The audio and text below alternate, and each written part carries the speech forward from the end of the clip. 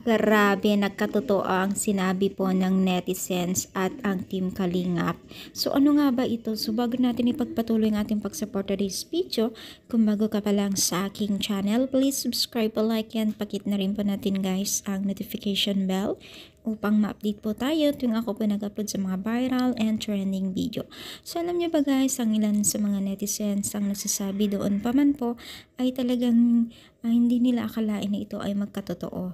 So ito po ay nagkatotoo nga po ang hinala o kanilang iniisip nung time na yon na itong si Carla ay magiging isang ganap na maswerte dahil natulungan ng Team Kalingap, which is totoo talaga mga mima, hindi lamang pabahay or mga opportunity na kung ano man po yung mga naibibigay pa sa kanila, sa kanya, maging na rin po ang kanyang mga social media account na talaga bang tinangkilik po ng nakakarami.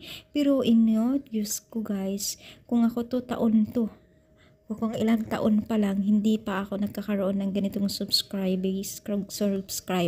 Pero itong si Carla, I think, 1-2 buwan o isa.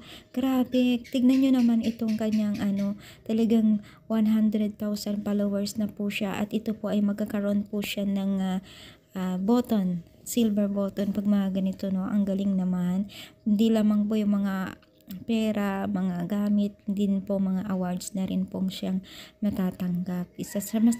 Talagang nagkatotoo ang kanilang hula pagdating kay Carla. At syempre, congratulations kay Carla at sana nga tuloy-tuloy pa po ang kanyang pagiging humble at stay healthy, and then mapagmahal lamang po at matulungin po sa kanyang mga kapwa, no? So, anong masasabi ninyo? Masaya ba kayo para kay Carla?